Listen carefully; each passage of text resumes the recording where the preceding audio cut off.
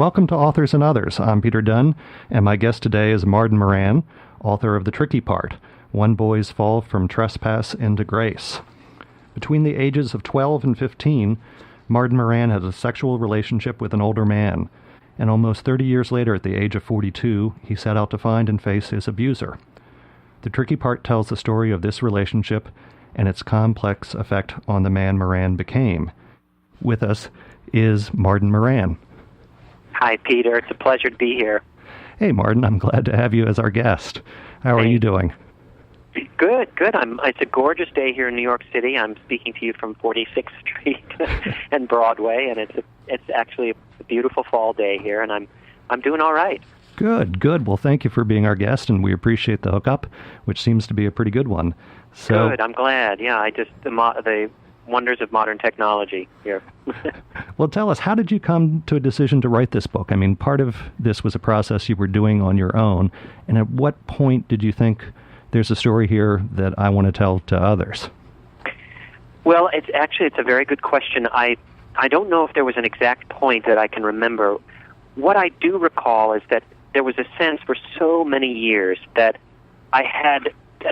At first, it was extremely private and sort of personal. I was working out thoughts on paper, and it was like this ache inside of me that I was trying to make sense of. And I remember the first line I scribbled at like age 28 or 29 when I started to write a little bit. It was, what happened when you were 12? Tell the truth. And I began to scribble very privately this story of what happened when I was a kid. I think that what happens is that part of the process along the way, part of the healing, seems to be that at a certain point, trying to craft something beautiful out of what happened, or try to make something, make great sentences and try to actually make a story that you can offer to others, at some point that took over. And I'd say that I probably started to think seriously about that in the late 90s, about 7 or 8 years ago. Well, probably, maybe even 8 or 9 years ago. And I thought, I'd like to tell this story and give it to the world. I was really very, very moved and impressed by your ability to get into the nuance and the gray areas. And I'm curious, before you were molested by Bob, what did you know about the subject? I mean, had you ever heard about that? Did you have any sort of concept of an adult being able to do that, or was it just entirely from another galaxy? It was from another galaxy. And, of course, being a naive Catholic altar boy, the galaxy that I felt it was from, when it began to happen to me, when he began to touch me, and I was experiencing this, crush of emotions about, my God, this is so thrilling and terrifying. The galaxy it came from for me instantly was the galaxy of the devil. I thought, oh my God, I'm in truck with the devil. Because I know this is wrong. And yet it felt like a clue to who I was. It felt like I think any kid who's on the cusp, you're 12 or 13 years old, you're absolutely on the cusp of exploding into adulthood. And, of course, that's what many adults who prey on kids count on, is that you're completely, your body is exploding, that you don't have a mind yet ready to sort it all out. And it did, for me, come out of another galaxy. I really lived in a very naive environment, and there was no talk beyond the fact of, at some point you're going to have a dream, God is going to give you a dream, and during that dream, it's called a wet dream, and you'll have some sperm will begin to come out of you, and it's sacred, and, this is what one day you'll make Catholic, you'll procreate and have, other Catholic kids of your own, but this, do not abuse this. That's a mortal sin. That's about as far as I knew. Well, that's not much training that had to be completely, literally foreign to you. I'm curious, the effects of child molestation on a child and the adult he or she grows up into are often so deep and so lasting. What is it that makes it as pivotal and crucial and damaging to some people? I mean, what are the factors that sort of make up that mysterious mix? Well, I think that mysterious mix is probably absolutely particular to anyone who's had that experience or had that been abused as a kid sexually. They have their own particular set of circumstances that have their own particular kind of grip. But I think that it's several things. it's that your nervous system when you're a kid is completely like you're a sponge, and you experience it as trauma. And trauma I think it just grips your nervous system and enters your psyche as a very, very powerful experience, an experience that grips you, that you, in odd ways, it's encoded into your being in ways that you, later on in life, it comes back to haunt you, or you wish to repeat it, or to get back to that same chemical rush, or to bury it because it has such a dark grip on your soul. I think that it's the fact that you're so young and your nervous system is so ripe for the plucking, and I think it is also culturally. We live in a culture both from the point of view of being a man, being a male victim, where men are not to be victims, and it's not to be spoken of, and feelings and compassion and connecting are not necessarily taught as male attributes. And then put on top of that the sort of the whole cultural context of religion and the body being secretive and shameful, which is how I experienced it growing up in that sort of Judeo-Christian Catholic world. That all conspires to create an extraordinary feeling of shame and secrecy. And as we all know, when you have secrets in your life that are so powerful like that, you're trying to keep the lid on them, it comes out in monstrous ways. It tries to seep out. And until you actually open the box and look at it and shine a light on it and try and excavate what happened and give yourself some kind of understanding of what happened, until you do that, I think it grips you and haunts you. And I think you find that that's what haunts many, many children who've had that experience as a young person. That makes sense. I'm curious, in reading your book, I was so impressed by your ability to sort of tease out these different aspects and to articulate them, because it's so powerful and it's so difficult to understand these nuances. And this may be sort of too much of a hypothetical, but you grew up into a happy gay man in a successful relationship.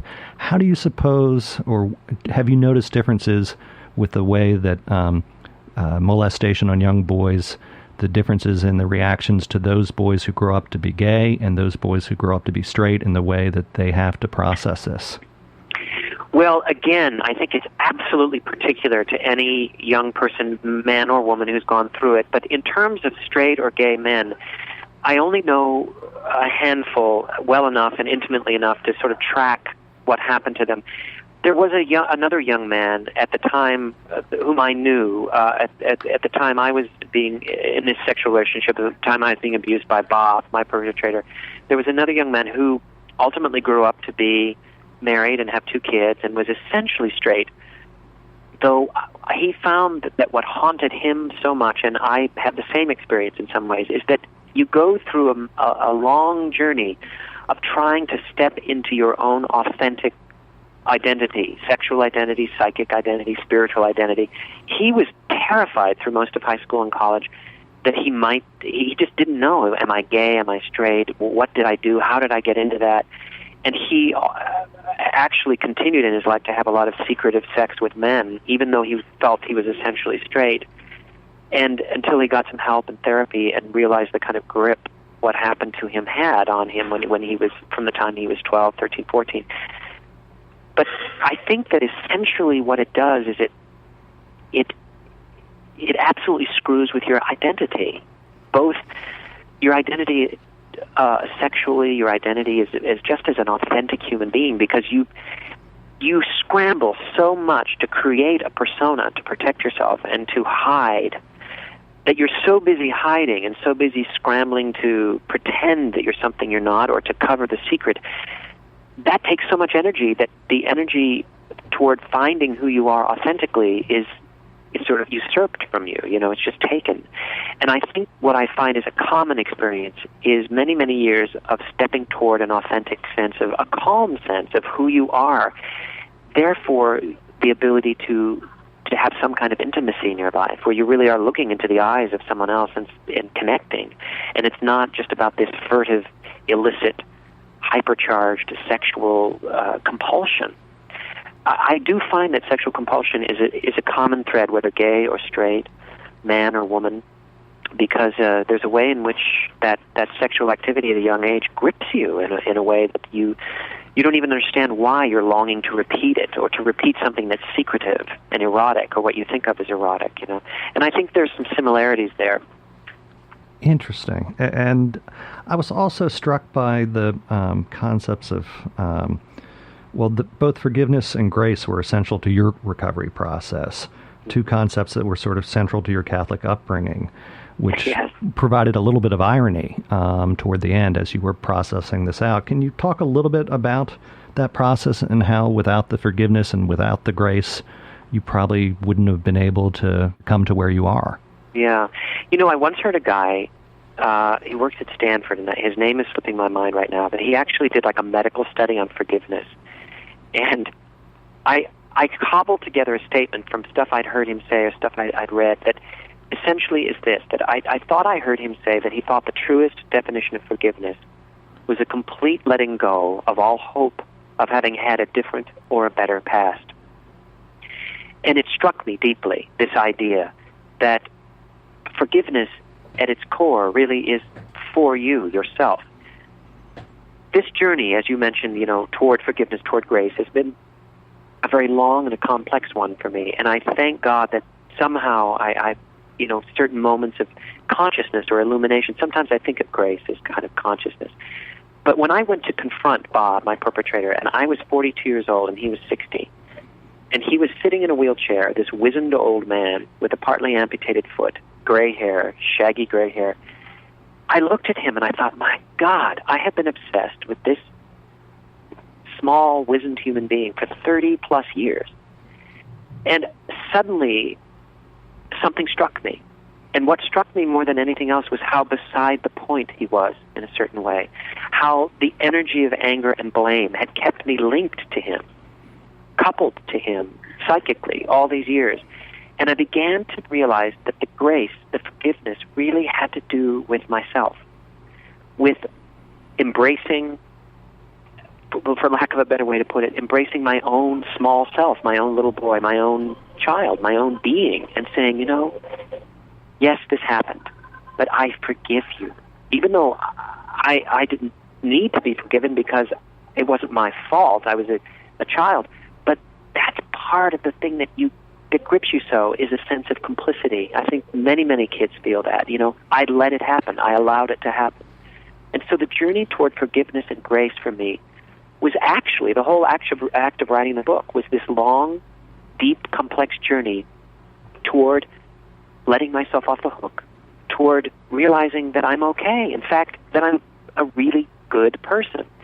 At the core of it, and what is so damaging and difficult, is that children grow up to feel like adults who are awful, who are bad, because they allowed this to happen, or they became involved, or they let it go on, as I did. The fact is, it's very, very complex, and it grips you in this way that chips away, that eats away at your self-esteem, at your self-love.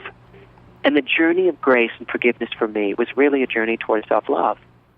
Well, you managed both now and in the book, articulated in just a beautiful way. And there's something so counterintuitive about forgiveness, in that because it is so healthy and so helpful to ourselves and so rewarding, you would think we would be sort of chomping at the bit to do it. I mean, I've never quite understood why we are as reluctant to forgive as we tend to be, because it is all about us. And I have a friend who, used to sort of reprimand me that, resentment is like swallowing poison and waiting around for the other guy to get sick. And it's true. Which is sort of showed through your process, the rewards of forgiveness, the process of it, and how